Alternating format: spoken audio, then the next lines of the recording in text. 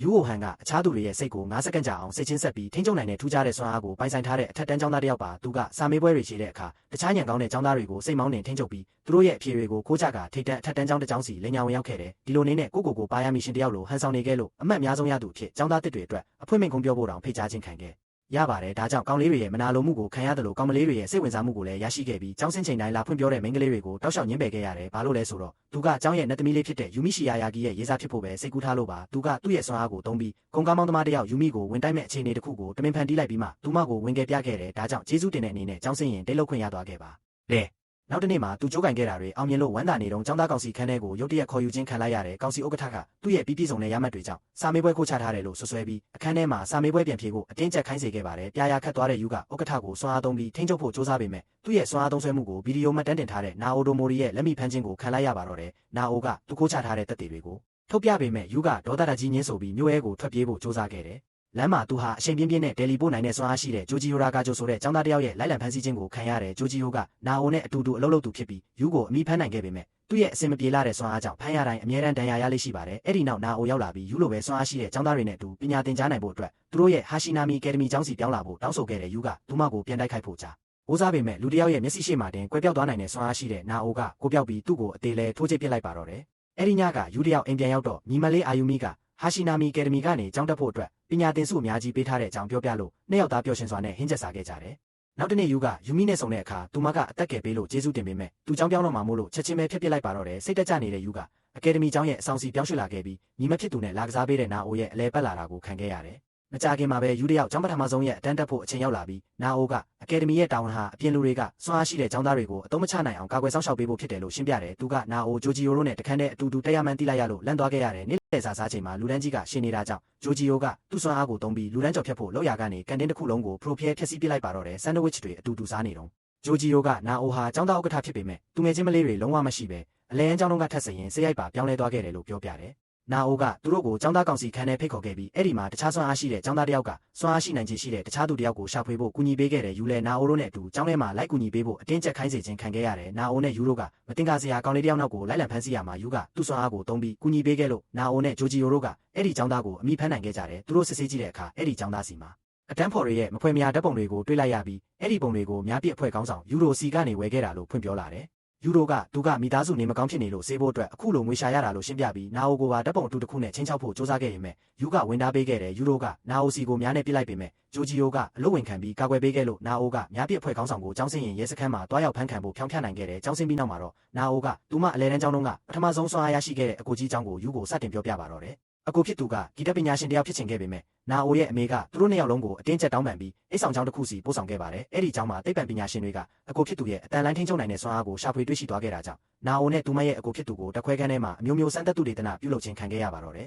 ်အကိုဖြစ်သူကသူ့ရဲ့ဂီတကတဆင့်ဆေးယူသွတ်သွားခဲ့ရပြီးနောက်ဆုံးမှာတော့သူတို့နှစ်ယောက်အိတ်ဆောင်ကျောင်းကနေထွက်ပြေးလို့မြောက်ခဲ့ကြတယ်နောက်ပိုင်းမှာနာအိုကယူကိုစိတ်ကျန်းမာရေးဆေးရုံမှာနေထိုင်နေတဲ့သူမရဲ့အကိုစီခေါ်သွားပြခဲ့ပြီးထူးခြားတဲ့လူတစ်ယောက်ကသူမကိုအကယ်ဒမီကျောင်းစီခေါ်ဆောင်လာပေးခဲ့လို့အကိုဖြစ်သူကိုစောင့်ရှောက်ပေးနိုင်ခဲ့တာလို့ပြောပြတယ်နာအိုနဲ့သူမရဲ့အကိုတို့နဲ့အချိန်ဖြုံးပြီးတဲ့နောက်ယူကသူ့ရဲ့ညီမလေးပါစွမ်းအားတွေပေါ်လာမလားဆိုပြီးစိုးရိမ်လာခဲ့တယ်အဲ့ဒီညမှာညီမလေးကထူးခြားတဲ့ကျဲတကွန်တစ်ခုကိုကြည့်ဖို့ကျဲပွင့်တွေထက်ကြည့်နေတာကိုသူစောင့်ကြည့်နေခဲ့တယ်နောက်ပိုင်းမှာယူကကျောင်းကန်တင်းမှာနေ့လည်စာစားလို့ရလို့သူ့အတွက်ဟင်းမချက်ပေးဖို့အာယူမီကိုပြောပေမဲ့သူမကတော့ချက်ပေးမယ်လို့ဆွညင်းခဲ့တယ်နေ့လည်စာစားချိန်မှာဂျိုဂျီယိုကသူ့စွမ်းအားကိုတုံးရင်ထုံးစံအတိုင်းတန်ရာထက်ရပြန်တယ်အဲ့ဒီအချိန်မှာပဲကျောင်းသားကောင်စီခန်းကိုလာဖို့ဖုံးဝင်လာပြီးသူတို့ရဲ့ပြစ်မှတ်အစ်ကတော့စွမ်းအားနှစ်ခုပိုင်ဆိုင်ထားတဲ့သူဖြစ်နေခဲ့တယ်သူတို့မျိုးထဲမှာလိုက်လံစုံစမ်းတဲ့အခါနာမည်ကြီးအိုင်တော်ယူဆာနီရှီမိုရီဒီဒေတာထဲမှာရှိနေမှန်းသိလိုက်ရတယ်သူတို့ကိုချောင်းကြည့်နေတဲ့လူတစ်ယောက်ကိုလည်းတွေ့သွားလို့ခဏတာလိုက်လံဖမ်းဆီးပြီးနောက်အမိဖမ်းနိုင်ခဲ့ကြတယ်အဲ့ဒီလူကယူဆာကိုနောက်ယောင်ခံလိုက်နေတဲ့သူဖြစ်ပြီးကျောင်းသားတွေကယူဆာရဲ့သူငယ်ချင်းရှိုးနဲ့ဆုံတွေ့ကသူကတဆင့်အိုင်တော်မလေးစီလိုက်သွားခဲ့ကြတယ်ယူဆာကသူမမှာစိတ်နှစ်ခုဖြစ်တဲ့ယောဂရှိနေတယ်လို့ဖွင့်ပြောပြတယ်ယူဆာရဲ့သူငယ်ချင်းတွေနဲ့စကားပြောကြည့်ပြီးတဲ့နောက်ယူဆာမှာအေးဆုံးသွားခဲ့မီဆာဆိုတဲ့အမတ်တယောက်ရှိပြီးသူမကယူဆခန္ဓာကိုယ်ထဲဝင်ပူးနေတာမှန်သိလိုက်ရတယ်စိတ်တုန်နေတဲ့မီဆာကအခန်းထဲကိုမီးရှို့ဖို့လောက်ရကနေပြန်ငိမ့်တက်သွားခဲ့တယ်နာအိုကမီဆာကိုသူမနောက်ကလိုက်နေတဲ့သူဟာမရိုးသားတဲ့ TV ထုတ်လုပ်သူတယောက်ရဲ့လက်အောက်ခံဖြစ်ကြောင်းပြောပြလိုက်တယ်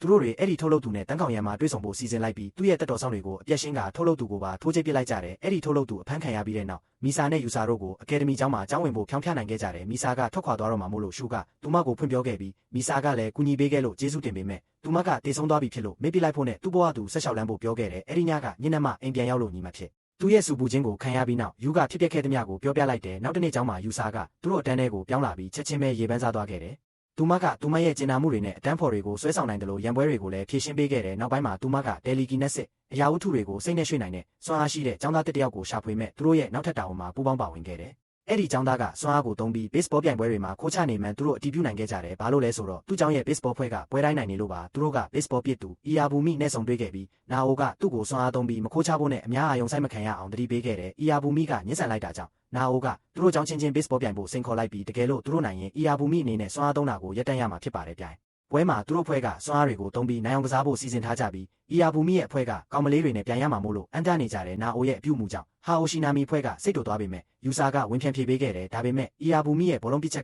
ကပြိုင်ဘက်ဖွဲ့အတွက်အရန်ပြင်းထန်လုံးလို့သူတို့ဖွဲ့စတင်ရှုံးနေလာခဲ့ရတယ်နာအိုကယူကိုနိုင်အောင်ကရန်စွမ်းအားသုံးဖို့ပြောပေမဲ့ရန်သူကျောင်းကအမတ်တစ်ခုရသွားခဲ့သေးတယ်ဂျိုဂျီယိုမီဆာနဲ့နာအိုတို့ရဲ့ပူးပေါင်းကြိုးပမ်းမှုကြောင့်လူပြည့်နေရယူနိုင်ခဲ့ပြီးယူကဘောလုံးရိုက်ချက်လွဲချော်ခဲ့ပေမဲ့လည်းသူတို့ဖွဲ့ကအီယာဘူမိကိုကတ်နိုင်သွားခဲ့တယ်အီယာဘူမိကစွမ်းအားသုံးတာကိုရပ်တန့်ဖို့သဘောတူလိုက်တယ်သူကဘောလုံးဖမ်းသူဖြစ်တဲ့သူ့ငယ်ချင်းတာကာတို့ကိုပရိုကစားသမားဖြစ်စေခြင်းလို့အခုလိုခိုးချခဲ့တာပါနာအိုကသူ့ကိုမခိုးချဘဲနဲ့သူငယ်ချင်းကိုရိုးရိုးသားသားပန်းပိုးပေးဖို့ပြောခဲ့တယ်နောက်တစ်နေ့မှာယူဆာကဆက်လက်ရေးပန်းစားနေစေဖြစ်ပေမဲ့ယူကမင်းကလေးတစုနာအိုကိုဝိုင်းဝန်းနိုင်ခြင်းပြီးထိုးကျနေတာကိုတတိထားမိသွားပေမဲ့သူမကိုဝင်မကူညီခဲ့ပါဘူးဒီနေ့သူတို့ရဲ့ပြစ်မှတ်ကတော့တောင်ပေါ်မှာပြန်တန်းနေတာကိုတွေးလိုက်ရတဲ့လူတစ်ယောက်ဖြစ်နေခဲ့တယ်စုံစမ်းစစ်ဆေးဖို့အတွက်သူတို့တောင်ပေါ်မှာစခန်းချဖို့ဆုံးဖြတ်လိုက်ကြတဲ့အဖွဲ့သားတွေကုံစုံဆိုင်မှာဈေးဝယ်နေတုန်းယူဆာနဲ့ဂျိုဂျီယိုတို့ကနာအိုနဲ့ယူတို့လိုက်ဖက်ညီပုံရတယ်လို့စကားဆိုခဲ့ကြတယ်သူတို့စခန်းချမဲ့နေရာကိုရောက်ပြီးအစားအသောက်တွေချက်ပြုတ်ရင်းညရောက်လာတဲ့အခါယူကသူ့ကိုကြိုက်ခဲ့တဲ့တီးဝိုင်းရဲ့တခြင်းကိုနားထောင်နေတဲ့နာအိုစီကိုရှောက်သွားခဲ့တယ်ယူကအဲ့ဒီတခြင်းကိုနားထောင်ကြဤတဲ့အခါတခြင်းတွေကတယောက်တည်းအထီးကျန်ဆန်တဲ့ခံစားချက်ကိုဖော်ညွှန်းနေလို့အတော်လေးသဘောကျသွားခဲ့ရတယ်စခန်းချနေရာကိုတလက်စီစောင့်ကြည့်ပြီးတဲ့နောက်ဘာမှမတွေ့တာကြောင့်နောက်တစ်နေ့မှာအနီးနားကစမ်းချောင်းလေးမှာရေချိုးခဲ့ကြတယ်အဲ့ဒီနေရာမှာဂျိုဂျီယိုကယူကိုလူတွေလူကြီးဖြစ်လာတဲ့အခါစွမ်းအားတွေကတဖြည်းဖြည်းပျောက်ကွယ်သွားတတ်တယ်လို့ဖွင့်ပြောပြလိုက်ပါတော့တယ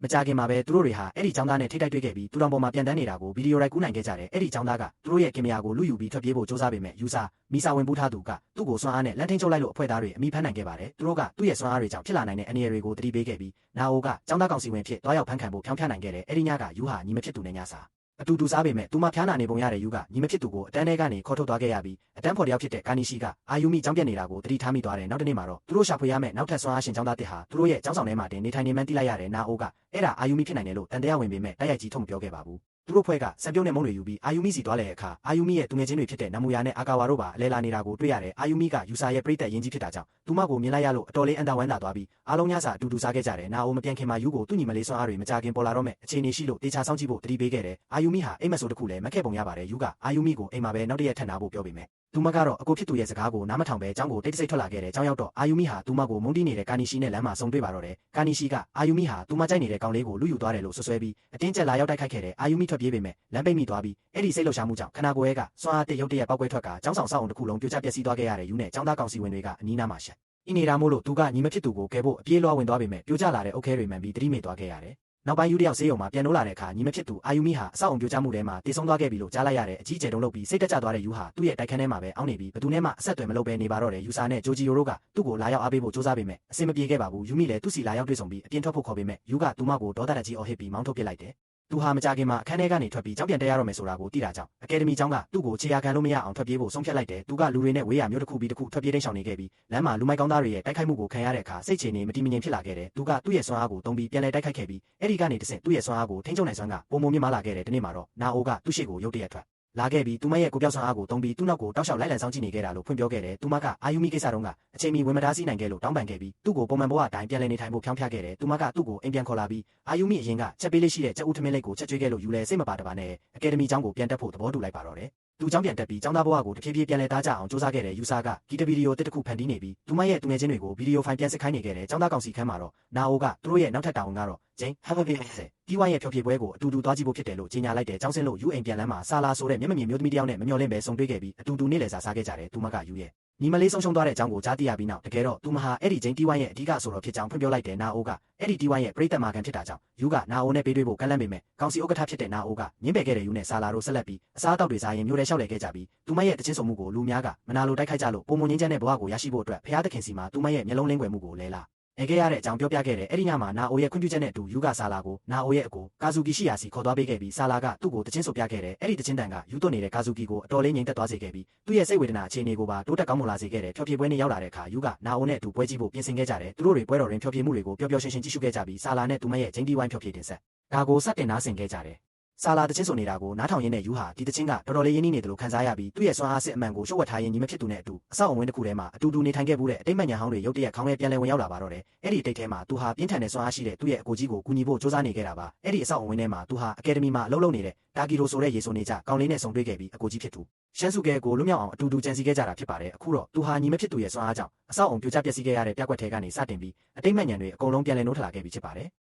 အဲ့ဒီနောက်တခွဲခန်းထဲကသိပ္ပံပညာရှင်တယောက်ကယူကိုသူ့ရဲ့စွမ်းအားစစ်အမှန်ဖြစ်တဲ့လူယူခြင်းစွမ်းအားကိုသုံးပြီးညီမဖြစ်သူကိုကယ်တင်ဖို့တောင်းဆိုခဲ့ပါတယ်။တကယ်တော့ယူရဲ့စွမ်းအားဟာအခြားသူကိုစိတ်ချင်းဆက်ထင်းချုပ်ယုံတင်မကပဲအဲ့ဒီလူရဲ့စွမ်းအားတွေကိုပါလူယူပိုင်ဆိုင်နိုင်တာဖြစ်ပါတယ်။ယူရဲ့မူလအစီအစဉ်ကတော့စွမ်းအားရှင်တွေကိုခြေရာခံနိုင်တဲ့တာကီတိုနဲ့ပူးပေါင်းပြီးလွတ်မြောက်ရေးအတွက်လိုအပ်မဲ့အသုံးဝင်တဲ့စွမ်းအားတွေကိုလိုက်လံလူယူဖို့ဖြစ်ပါတယ်။ဒါပေမဲ့တခွဲခန်းဝင်းထဲကအဆောင်အကျင့်အားကိုမရှင်နိုင်မှန်းသိတာကြောင့်ယူကအတိတ်ကိုအချင်းခီးသွားနိုင်တဲ့စွမ်းအားရှိတဲ့အကိုဖြစ်သူရှမ်းစုကဲကိုအရင်ဆုံးသွားရောက်ကယ်ထုတ်ပေးလိုက်ပါတော့တယ်။ယူတယောက်နာအိုးရဲ့ဘေးမှာပြန်လည်နိုးထလာတဲ့အခါအရာအလုံးဟာအိမ်မက်တစ်ခုလိုဖြစ်နေခဲ့လို့ဝေခွဲမရဖြစ်နေခဲ့တယ်။ဒါပေမဲ့တာကီတိုရောက်လာပြီးအာယူမီကိုကယ်တင်ဖို့အခွင့်အရေးရှိသေးတယ်လို့ပြောလာပါတယ်။နာအိုကယူရဲ့အကိုကြီးဟာရှမ်းစုကဲဖြစ်မှန်းသိလိုက်ရတဲ့အခါသူဟာသူမကိုចောင်းသားစုဆောင်ပြီးအကယ်ဒမီကျောင်းစီခေါ်လာခဲ့ရှိုးဝတ်ဆန်းကျဲသူဖြစ်ကြောင်းဖွင့်ပြောခဲ့တယ်။တာကီတိုကသူတို့ကိုရှိုးဝတ်စကန်တစ်ခုစီခေါ်သွားပေးခဲ့ပြီးအဲ့ဒီမှာကိုင်းကမတန်ဆန်းဖြစ်နေတဲ့ရှမ်းစုကဲနဲ့ဆုံတွေ့ခဲကြကသူကအားလုံးကိုရှင်းပြဖို့ကတိပေးပါတယ်တကယ်တော့ရှမ်းစုကဲလွတ်မြောက်သွားတာဟာအတိတ်ကိုအချင်းခီးသွားခွင့်ရစေခဲ့တာပါသိပ္ပံပညာရှင်တွေလက်ထဲမကြားရောက်ခင်အတိတ်ကာလစီရောက်သွားတဲ့ရှမ်းစုကဲဟာသူ့ရဲ့အနာဂတ်မှတ်ဉာဏ်တွေကိုသုံးပြီးတာကီတိုပါဝင်အနာဂတ်မဟာမိတ်တွေကိုလိုက်လံစုစည်းခဲ့တယ်မင်းတို့ထဲမှာမှတ်ဉာဏ်ဖြောင်းနိုင်သူနဲ့စိတ်ညွတ်နိုင်သူတွေပါဝင်ပါတယ်သူကယူကိုရှင်းပြရမှာသူတို့တွေစွမ်းအားရှင်ချင်းချင်းကာကွယ်ပေးမဲ့ကောင်းတစ်ခုတည်ထောင်ခဲ့ရမယ်တက်ခွဲခန်းဖွဲ့တွေကိုမကြာခဏအုံနေခဲ့ရတယ်လို့ဆိုပါတယ်ရှမ်းစုကဲဟာအတိတ်ကိုထက်ခါပြန်သွားရင်လောင်းစားနေတဲ့အဖွဲ့ကိုချမ်းသာအောင်လုပ်ပေးခဲ့ရမယ်စွမ်းအားရှင်အားလုံးကိုတော့မကာကွယ်နိုင်ခဲ့ပါဘူးအချင်းခီးသွားတာများလာတဲ့အတွက်ရှမ်းစုကဲဟာတဖြည်းဖြည်းမျက်စိကွယ်လာခဲ့ပြီးနောက်ဆုံးအချိန်မှာတော့မောင်နှမတွေကိုကာကွယ်ဖို့အကယ်ဒမီကျောင်းကိုတည်ထောင်ပြီးသူ့ရဲ့တည်ရှိမှုကိုအားလုံးမေ့ပြလိုက်အောင်လုပ်ခဲ့တာဖြစ်ပါတယ်နာအိုကလည်းယူအခြားသူကိုပူးလိုက်တိုင်းစွမ်းအားတွေလူယူခံရတာကိုကျောင်းသားကောင်စီကလေးလာတွေ့ရှိဤထားကြောင်ပြောပြတဲ့ရှမ်းစုကဲကယူကိုသူ့ရဲ့အချင်းခီးသွားစွမ်းအားကိုလူယူပြီးအတိတ်ကိုပြန်က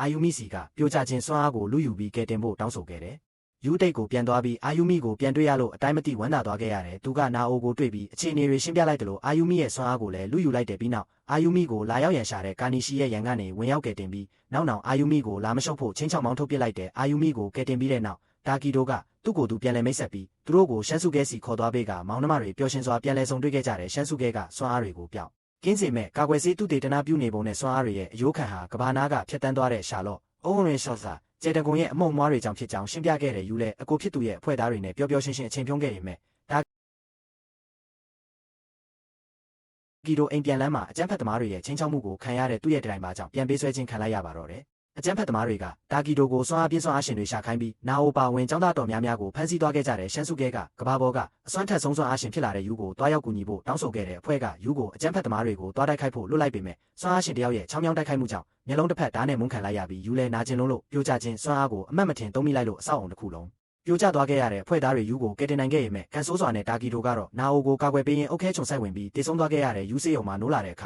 ါအကိုဖြစ်သူရှမ်းစုကဲကတာကီတိုတေဆုံးမှုအတွက်သူ့ကိုယ်သူအပြစ်တင်စိတ်တက်ကြပြီးယူကိုရှောင်နေခဲ့တဲ့အာယူမီရောက်လာပြီးရှမ်းစုကဲရဲ့စိတ်ချနေကိုစိုးရိမ်နေခဲ့တယ်လို့ဂျိုဂျီရိုနဲ့ယူဆာတို့လည်းစားစရာတွေယူပြီးလာရောက်အားပေးခဲ့ကြတဲ့ယူကမီဆာကိုလူတွေတင်ရင်ဘယ်ရောက်သွားလဲလို့မေးပေမဲ့သူ့မမအဖြေမရှိခဲ့ပါဘူးနောက်တော့ယူကနာအိုနဲ့ဆုံတဲ့အခါစွမ်းအားတွေကြောင့်ဂျပန်နိုင်ငံဟာပြည်ပကအကြမ်းဖက်သမားတွေနိုင်ငံတွေနဲ့ပြည်ပခတ်ဖြစ်နေမှန်းသိလိုက်ရတဲ့ယူကဒီစင်းရဲဒုက္ခတန်တရားကိုရပ်တန့်ကျင်တာကြောင့်နာအိုကကဘာဘောကစွမ်းအားလုံးနဲ့နောင်ပေါ်လာမဲ့စွမ်းအားတွေကိုပါယူကလိုက်လံလူယူပစ်ဖို့နောက်ပြောင်ပြီးအကြံပေးခဲ့တယ်ဒါကပြည်ပခတ်ကိုတားဆီးနိုင်မှာဖြစ်ပေမဲ့စွမ်းအားတွေအများကြီးလူယူတာကယူရဲ့စိတ်ဝိယုံနဲ့မှတ်ဉာဏ်တွေကိုပျက်စီးစေနိုင်ပါတယ်နာအိုကနောက်ပြောင်တာဖြစ်ပေမဲ့ယူကဒီစီစဉ်ကိုအတီလင်းသဘောတူပြီးနာအိုကိုဖွင့်ပြောလိုက်တဲ့အခါနာအိုကသူပြန်လာရင်အကျွမ်းမဲ့ချစ်ပေးပါမယ်လို့ကတိပေးပြီးသူမရဲ့ကိုပြောက်စွမ်းအားကိုပါအရင်ဆုံးလူယူခွင့်ပေးလိုက်တယ်အဲ့ဒီညမှာယူကသူ့အကိုရှမ်းစုကဲကိုအစီအစဉ်အကြောင်းပြောပြပြီးအကိုဖြစ်သူစိတ်မကောင်းဖြစ်ပေမဲ့သဘောတူခဲ့တဲ့ယူเจ้าကိုသွားပြီးမီဆာနဲ့ဂျိုဂျီယိုတို့ကစွမ်းအားပေးဖို့သဘောတူကြတယ်ဒါကယူဆခန္ဓာကိုယ်ရဲ့ကမီဆာအတွက်တေဆုံးခြင်းဖြစ်ပေမဲ့သူတို့ကမီဆာရဲ့နှုတ်ဆက်စာကိုယူဆစီပေးခဲ့ကြပြီးယူကလည်းသူငယ်ချင်းကောင်းဖြစ်ပေးလို့ကျေးဇူးတင်ခဲ့တဲ့ယူကအစီအစဉ်အတိုင်းကဘာနှံ့ခီးထွက်ကစွမ်းအားတွေကိုစတင်လိုက်လံလူယူပါတော့တယ်သူဟာစွမ်းအားရှင်တွေကိုရှာဖွေနိုင်တဲ့စွမ်းအားကိုပါထပ်မံလူယူခဲ့ပြ